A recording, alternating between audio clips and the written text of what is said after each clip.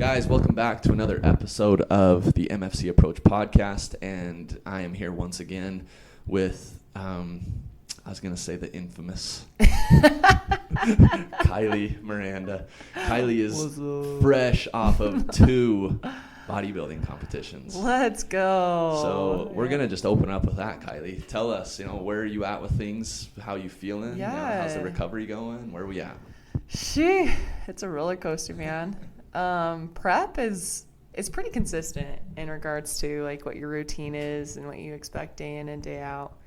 And so I started prep in January, and I just barely finished 3 weeks ago. So 5 months? Yeah. Yeah. So, I mean, I had a little stint in between both my shows to kind of mentally rejuvenate myself and get back into it. But it was, slowly but surely. And mentally, it was pretty tough. But anyways, coming off of a show, I would say is probably one of the hardest parts for me. And you always have the intention right before the show finishes, like you're going to reverse out really well. Like, I have this plan. These are my macros. Here's my meal plan. I'm going to prepare ahead of time so I don't have to think about it the next day. Yeah. And your hormones are just all out of whack. The voice in your head is just a little scawampus after a show. And it's been hard. You kind of go through, it's like post-show blues, and you kind of feel like you don't have a purpose anymore. all the hype is over, right? Like, yeah. You're done. It's like, oh, now what? Yeah. Like, why would I keep doing this to myself, right? Exactly. In a way, because really, I mean, coming off of a show, you kind of revert back to where you were, like, just before the show, right? Mm-hmm. And then gradually start adding back in calories and stuff. And yeah. Anyways, sorry to cut you off. That's the point. Yeah, like, that's the goal for sure. And so I think, like, the first week is probably the hardest post-show, but I'm slowly getting back into, like, oh, I'm back in tune with, like, my hunger cues and, like, making sure. Not just hungry all the time. Yeah, just, like, shoving food in my face and feeling like a little pregnant lady every time I'm finished eating. Yeah. So that is not the healthy way. I am still human, and I'm trying to get better at that. Well, that's like people like you, KyLee, and I mean, you look at like even higher level of bodybuilding, right? The people who do this over and over and over again, it's wild. It requires so much mental toughness. It really does. Like I've shared my experience a little bit. Like I've done one prep. Mm-hmm. Unfortunately, was not able to compete due to COVID and stuff. But I don't know if I should say COVID. I feel like these platforms coronavirus. It's like shoot. The platform's gonna like flag it now and be like, this talks about COVID, and I'm like, I just mentioned it. I said I couldn't compete in a bodybuilding show because COVID. But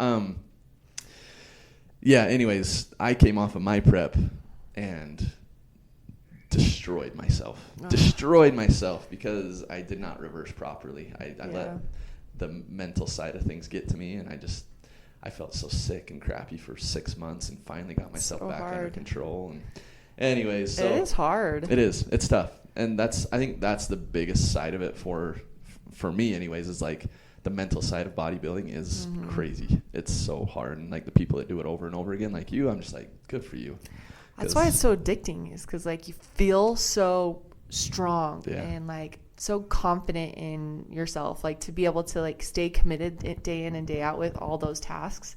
You're just like, yes, I am so cool, I'm doing so great. And then after you're just like, you should always be having a future goal right in store, but like it's hard when it's not.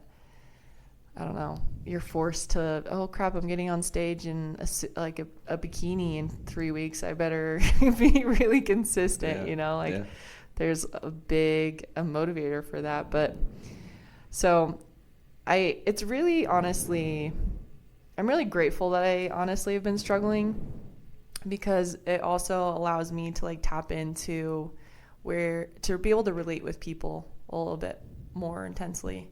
Like your clients, is that kind of who you're thinking specifically? Yeah, clients, anybody who might confide in me and like nutritional advice or like struggle with their health. Yeah. Just because before, like, I don't think I've ever dealt with like an eating disorder of any kind.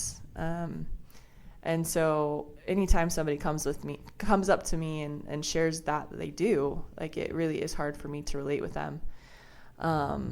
But when I have little stints like this, I think it allows me to get a taste of, or just get a feel of what that out of control feeling feels like. Yeah, I got you.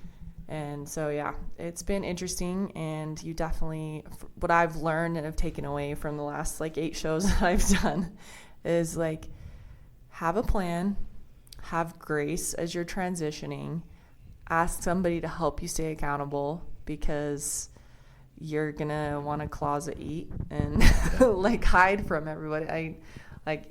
Even this last show, like, I'm hiding, just like, oh, I'm not supposed to be eating this. I need to stop. So having somebody keep you accountable, having a plan, having grace with that transition, and just doing what you can, like, try, like, go work out. Your body's gonna crave better foods. Yeah. Move your body, drink your water, just go back to the basics and recenter. So I might call an audible today, KyLee. KyLee and I had a topic we were going to talk about, but we're gonna sway. Maybe because I love just like this conversation, like the dialogue we have at the beginning. You said something that I'm sure you did not mean it in the way that like I'm about to take it. Okay. But I want to talk through it a little bit, and then maybe not even apply it specifically to bodybuilding, but just in health and like fitness and wellness overall. You made the comment about how bodybuilding can be very addicting. That word addicting, right, can be pretty like controversial. For sure. Should you be addicted to something?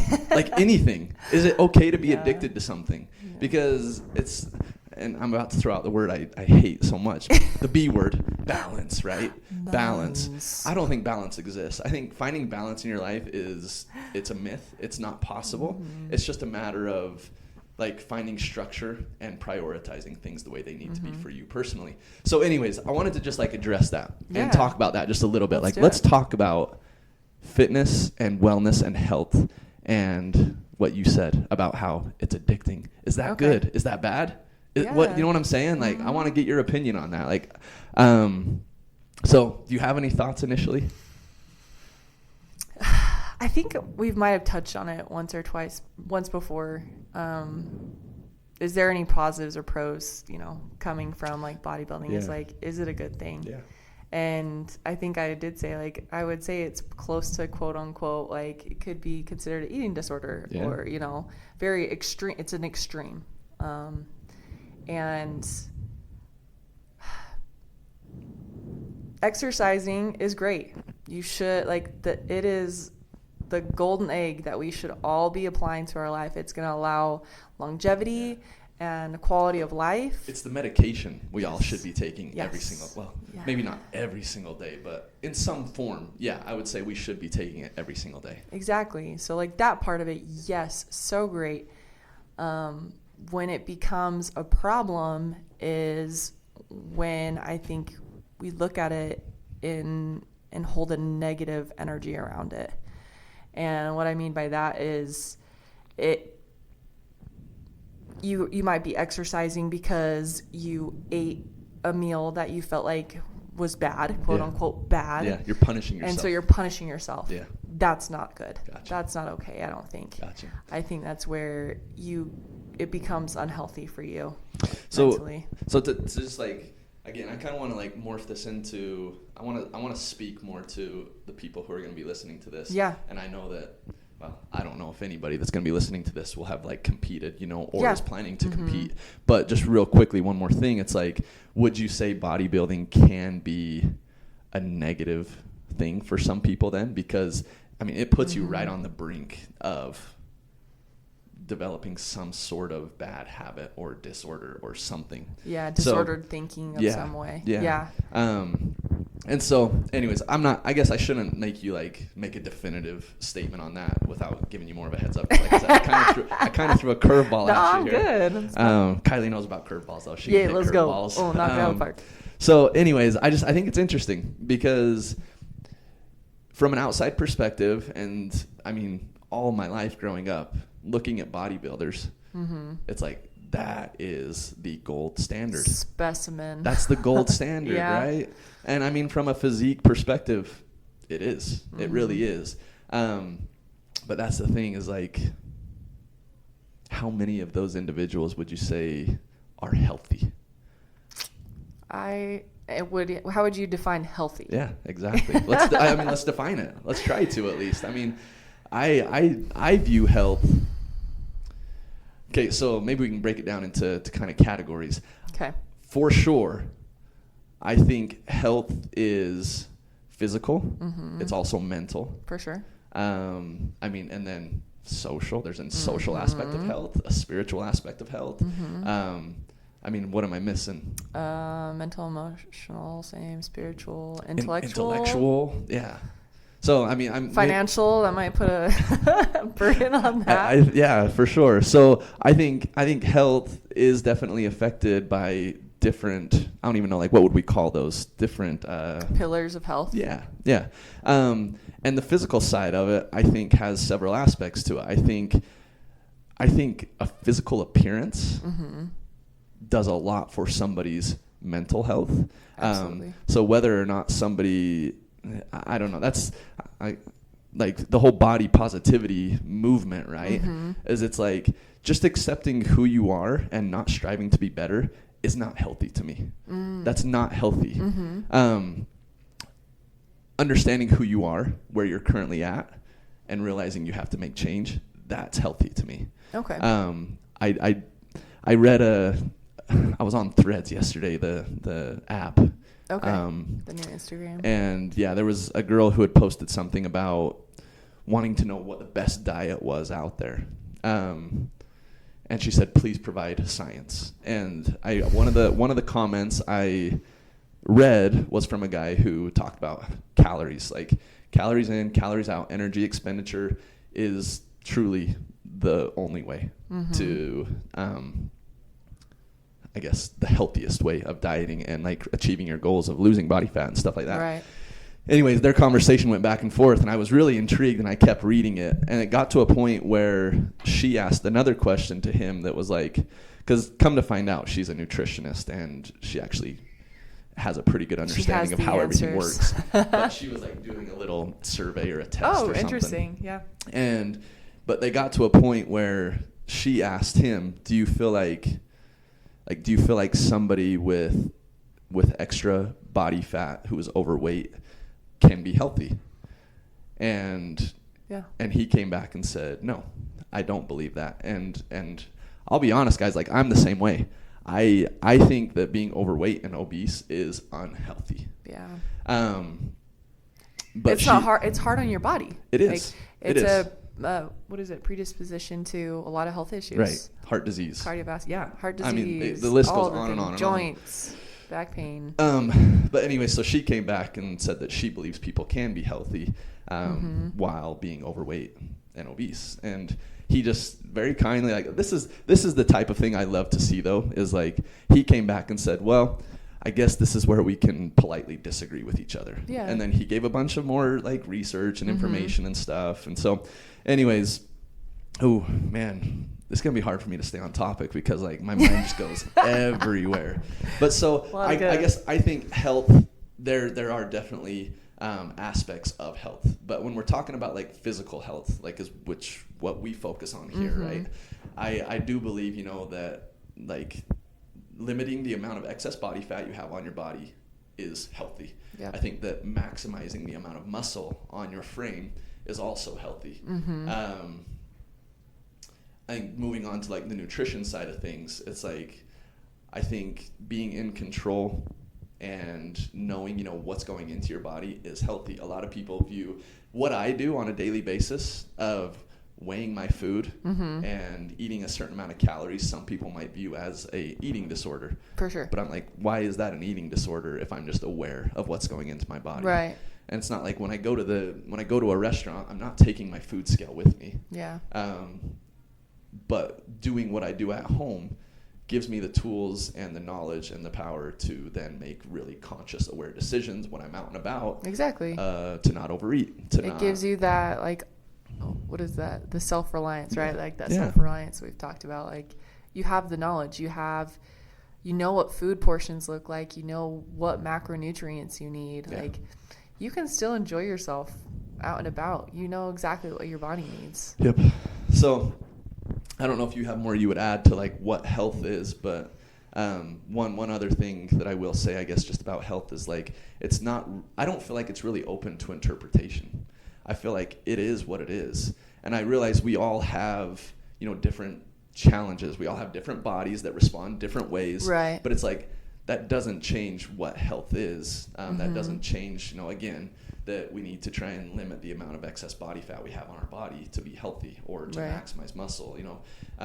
Again, some of us will face different challenges. For sure. I have a nephew who was diagnosed at 5 years old with type 1 diabetes. It's like he's always going to face different challenges than what most people face. And he's just now like getting into his teenage years. Like he's going to be a freshman in high school. And it's like his parents have done a really good job at helping him manage that and understanding, it's going to be really important for you to make sure that you're really aware of what's going into your body. And for the rest of your life. And at a young age, he's more aware than, I would say, 95% of America or 95% of the world. Yeah.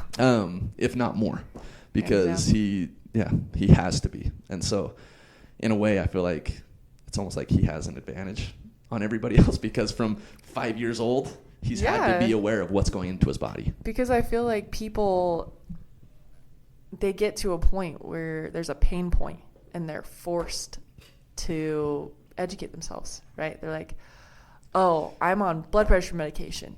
Now I need to start exercising and eating better. Or there's like, oh, my knee pain is really bad. I need to get a knee replacement. My doctor says I need to lose 30 pounds before I can do that. And so, your nephew totally, like, people are having to make that adjustment later on in life, which is, it's still doable. You can still change. Throughout your entire life, you can change. Yep. But it is easier when you are introduced to being aware earlier on in life without having negative viewpoints around it, I think, is what is going to be that tricky for sure in between. The sooner you become aware and the sooner you make that choice, the better off you're going to be, right? I think so. Because I don't know if you didn't really necessarily say this, but I just feel like the later on in life you decide, oh, hey, I should probably lose some weight. Mm-hmm. It gets harder. Like, for sure. It really does. Your and hormones for a lot slow of reasons. down. Yeah. Like, your body slows down. Your joints don't move as well. And a lot of that is due to you not doing the things you always did growing up. Yeah. It's like people say, like, when they hit 30 years old, it's like, oh, man, I'm feeling old. It's like, well, you're not doing what you did in your early 20s anymore, right? You're not doing what you did as a teenager anymore. You're not running. Hey, I'm 31 and I hurt, okay? Well, I don't know. I'm 33, and so I've got 2 more years on you, yeah, you're killing it. And guys, and I'm not just saying this just to be like, yeah, I'm feel so good. I feel superior. Like I'm 20 years old still. But like, truly, I feel so grateful that fitness has been something that I have loved. Love that. Because it truly has led me down a path of being, I'm still young. 33 is not old. Mm-hmm. But I mean, as I get into my 40s and my 50s, it's like, I know, like, I've already made the decision in my head mentally too. Like, I will not lose this. Yeah. I will not lose my ability to run, jump, play, wrestle with my kids. It's like all of those things. And once you stop doing those, it's going to be so much harder to get it back. So anyways, let's go back. Addiction? Is that how far back you want to go? Yeah. So, I mean, like, health, right? So even though, bodybuilding has its negatives just like anything else, I think the health side of bodybuilding is incredible to me, and not just the Totally. physical side, but also the mental side. Yeah. So, I mean, when it comes to people, KyLee, who are everyday people, okay, how do we approach health in a way that isn't going to be, you know, what's the word? Isn't going to lead to unhealthy or addictive behaviors? It's a great question. And again, I know this is like super loaded. It's like super loaded question, and this is not what we plan to talk about today. So I don't know, but I kind of like it though. I do too, and I don't know. I'd be curious if anybody's listening to this. Chances are you know me and KyLee personally, or at least follow us on Instagram. So please, you know, like, you know what? I'm gonna make a plug right now. Leave a review. Leave a rating. Give us 5 stars, Give please. us a follow. And then share it with somebody too. That's something that I need to start doing at the beginning of every episode, but I just keep forgetting. So, We're a bunch of slackers. anyways, yeah. Okay, so that question: your average person, how can we help them apply healthy habits without it becoming an addictive behavior? Yeah. So, And I'm just going to add another question on top of it. I shouldn't Oh, do this, man. but like, at what point does it become addictive? You know what I'm saying? Anyways, maybe write that down. go ahead. so that Yeah. we don't forget Got it. that. Got it. Because that first question's pretty loaded. Yeah. So it's very interesting. When I usually do my consultations with individuals, there's a point where I typically, their relationship with food rears its head. Yeah. Whether it's good or bad. Yeah. And even with young people, because I do have a few like teenagers that I work with, and their parents will come in with me or come in with them to meet for the consultation, and I can see what kind of upbringing they have had. Yeah. Whether it's been an obsessive diet to diet focused growing up. Yeah. It's like there's And- always some sort of diet that somebody in the household is doing at some point. Mm-hmm. Yeah. And I think that can become unhealthy for that child. Absolutely. Because then they become that obsessive behavior of what their physical appearance is, and their worth is usually connected to it. And so when I notice those things, I immediately tell them the reason why we want to exercise is because we love our body. We want it to get stronger. We want it to have these different abilities. The reason why we feed and nourish our body is so that we can do those things, so that we can have a better quality of life. So I start out with creating a positive dynamic with those subjects. Yeah. And I will interrupt them or insert and be like, hey, let's say this differently around food. What's an example? Like, oh, that has too much sugar, that's bad for me. Mm-hmm. And I'll be like, hey, I'm going to challenge you to rephrase that. Like, okay, maybe it does have some extra sugar in it and you're trying to, make better, like more healthful, like nourishing decisions. How can we rephrase that to not have a negative feeling around it? So I try and help them recognize that habit of negativity or potential addictive behaviors around fitness and nutrition. And I think it starts there. That's awesome. That mental health portion of it. That and then awesome. It will be better. I think that's so cool. And it's funny because as you mentioned that, like meeting with younger kids and their parents and stuff too, it's so like I instantly thought of a family that I know. Yeah. Who like the time the kids were little, it's like obsessive behavior around food and never being happy with the way you look and on and on and on. And it totally does affect how the kids are brought up. And so that's one thing that... Can I ask a quick question before we move on? Yeah. Does it scare you on how you're going to raise your children, on how that might impact them based off of your relationship with fitness and nutrition? Because that scares me. Yeah. Because I don't ever want them to develop those unhealthy relationships around like being obsessive with like amounts of food or exercising because of this or that or the other. I need to look this way. Like, how can you as like a father like instill healthy behaviors around that without, because they're always watching, right? Yeah, well, and that's kind of where I was going to. Me. Like, okay, I've posted things on Instagram where it was like kind of a reminder to parents, you know. I mean, I've posted a couple times of like my little boy playing with like, or making a puzzle or playing with his like toys right at my feet while I'm like doing some form of exercise. You know what I'm saying?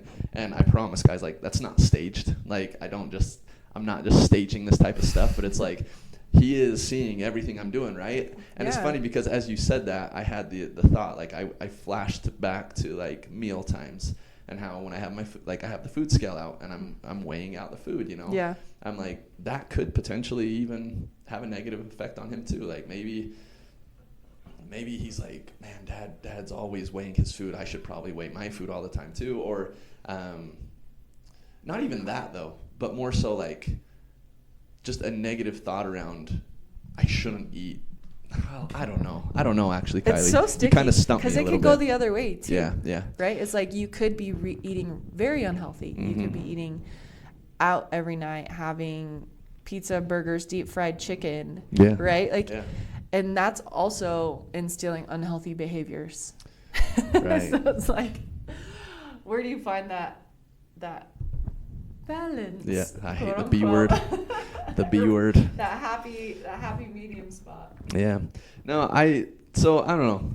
Thinking about it more, I'm just looking at my life specifically, and I'm like, I am at a point right now where I am, you know, pretty dialed, I guess I'll say, on. I know exactly what's going into my body, and I know exactly how much of it's going into my body. Mm-hmm. And you guys want my honest feedback? Like, I feel amazing.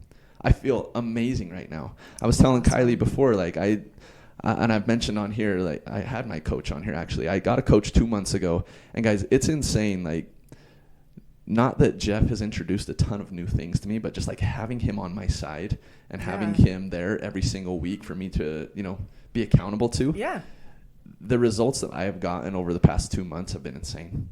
And I freaking love it. I really do. And living the way I have for the past 2 months, I don't feel like is unhealthy in any way. And so I guess just kind of reflecting on that, and then thinking about my kid, or my boys. I have 3 now, not just one anymore. All of them. I don't, I mean, who knows, right? Who knows? But I feel very happy and satisfied with the way I live my life. And I feel like, you know, I don't think I'll always have the scale out measuring my food and stuff. But from time to time, absolutely, I will. To try and help me dial things back in, you know? It's funny because I know a food scale at all, somebody may associate with some sort of eating disorder or whatever, you know. For sure. But for me, it's just awareness. I agree. Yeah. And so awareness is huge. As you're talking about your kids, I don't have any children yet, but I do have nieces that watch me very closely. And going through prep for a bodybuilding show, I am so careful with how I talk about food, how I talk about because of the intense habits that you have in place. And so I think how you talk about it again is how it's gonna be good or bad. I think that's the important part of it right there, KyLee. It's not so much what I'm doing, but it's more so how I talk about it and how I respond, I guess, in different situations and stuff. Exactly. Again, it's like when we go to a family gathering, it's not like I say, oh, man, I shouldn't eat that. I don't know exactly what's in there. Right. Or don't take my food scale with me, you know, to a family event and be like, okay, I need 150 grams of rice. Anyways, I love that. I love that a lot. Yeah, because my nieces will be like, KyLee, do you want some ice cream? And I'm like, you are so sweet. Thank you so much. But I'm not eating that right now. I'm working on my bodybuilding show, and I have to eat certain foods to help me get super strong so I can be my best on stage. Yeah. And I'm hoping that doesn't like, Right. you know, leave a negative impact on them. But now I'm like, now they're getting so excited about like, oh my gosh, I see, like if they're at the store and they see like a muscle flex, they're like, look, that's like Kylie, and we're gonna be so strong. And we move because we want to be strong, and we want to eat well because we want to, you know, be strong. So well, and it's like, Kylie, I know that you will at some point eat ice cream again, right? Oh, totally. And so it's like, I think being intentional too. It's like, hey, no, like I'm not eating that right now, but being intentional, you know, a couple months later and being like, hey, let's go get some ice cream. Yes. Let's go like have a night out or something and have some ice cream, because that's the other thing I just thought about. Most Saturday mornings, me and my little boy walk to the grocery store and we buy a donut together. I love that. And that's so cute. it's like, he'll probably remember that forever. Yeah, it's like my favorite thing ever. Yeah. One, because I love donuts. Yeah. And I know everybody that's listening to this knows I love donuts because I say that every single time.